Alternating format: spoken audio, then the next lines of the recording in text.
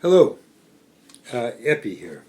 It's Monday, March the 16th, and we had this idea to have a shiur on Shir haShirim for the minyan in the next little while before Pesach, and we can't do that now because of COVID-19.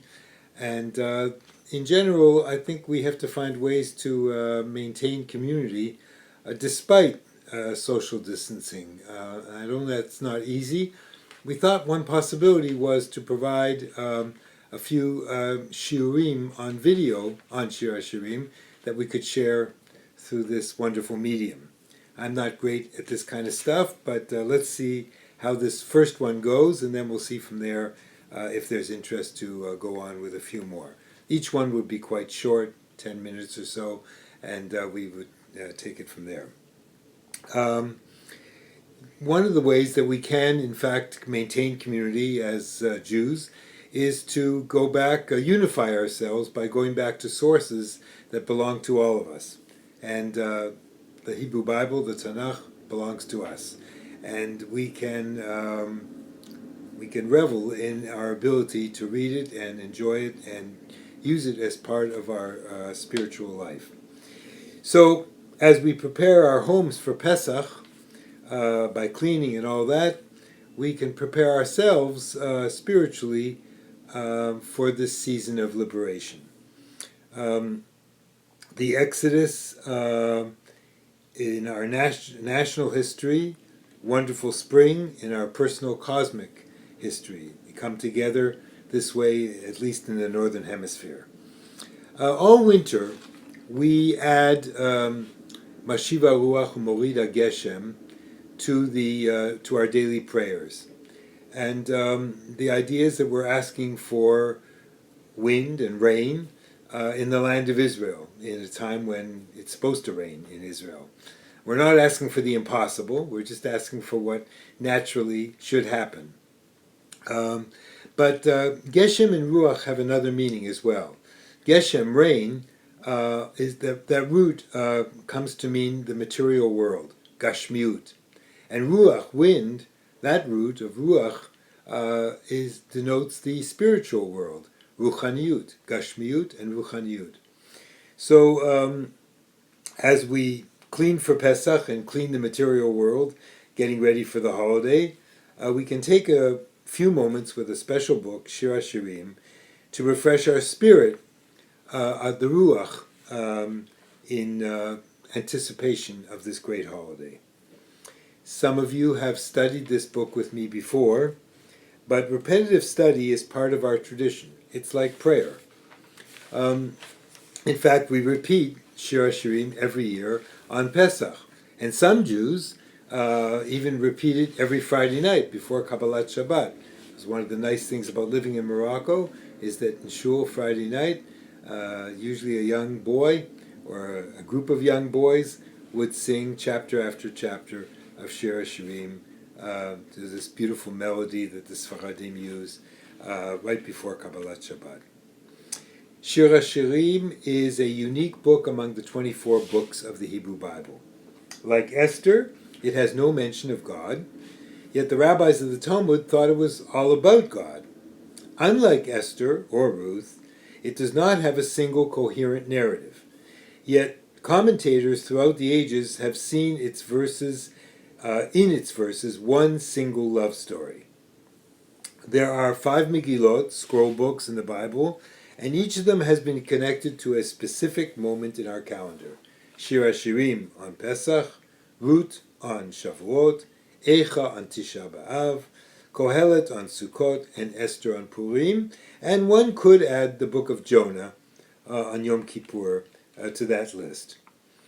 I'm going to try to show you a matrix that illustrates the special relationship that Shir haShirim has with Pesach. I'm sure there's a better way to do this than this, but let's see if this actually works. I think you might be able to see it if I hold it in the right way, and that is the matrix. You see, there's nature and history at the top, and Shir haShirim and Pesach at the bottom, or along the side, and you see the way they interrelate. We could draw arrows, of course, connecting all these things in a wonderful way. But the idea of the matrix is fairly simple. It shows how Shir haShirim fits well, very well, into Pesach. In terms of the natural world we live in, its seasonal cycle, that spring always follows winter and we have nothing to do with that, and the particular history of our people that we have a lot to do with. The song is literally about, Shir haShirim is literally about human love and spring as a season. There's a very beautiful description of spring in the land of Israel in the second chapter.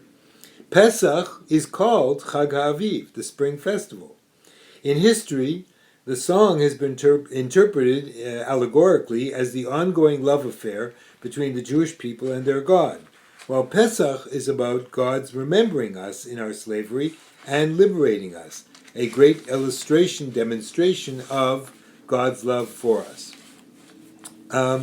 So what I'd like to do is just take a moment to go into the very, very beginnings of Shir haShirim. We'll actually get to chapter 1 in detail in the next video, but just to tell you that this book obviously was problematic for the rabbis. God's name isn't mentioned in it.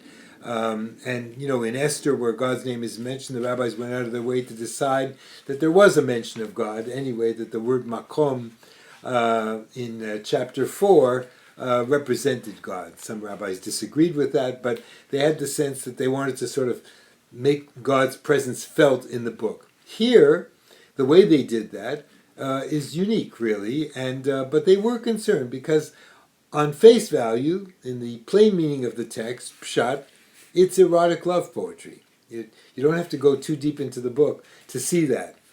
And the man who saved this book for us is Akiva, because Akiva said the following, and I'll quote it in Hebrew: Ein kol ha'olam kulo kidai kayom shenitna bo shir haShirim liYisrael, shekol haktuvim kodesh v'shir haShirim kodesh kodashim. The world is just not worthy of the day that this book was given to Israel, to us. That all of the writings of the Tanakh, he says, are holy, but this is the Holy of Holies, like the Holy of Holies in the tabernacle in the desert, or in Solomon's temple. So that's how he saved the book, by imposing the allegory onto the book, saying this is the holiest of all books, really. It's a kind of rhetorical trick. On the other hand, in another place in the Talmud, Akiva says, but don't you dare sing this song like some kind of bawdy song in a bar. No, this is a holy song. This is about the love affair between the ongoing, continuous love affair with all of its ups and downs, and there were a lot of downs, between the house of Israel and God. So that license to interpret is critical to understanding Shir haShirim, and we'll talk more about that when we get to the very first chapter in the next video. What I would like to do is give you my email so that you can write me with questions, comments, suggestions, whether you're interested at all in continuing this. So it's epi2626 Please write. I'm going to say it again, epi2626 And starting with the next video, please bring a copy of Shir haShirim to your viewing with any language that you understand. We won't be able to have a give and take, but at least you'll have in front of you the text as you can understand it. And with that, I wish you happy cleaning for Pesach.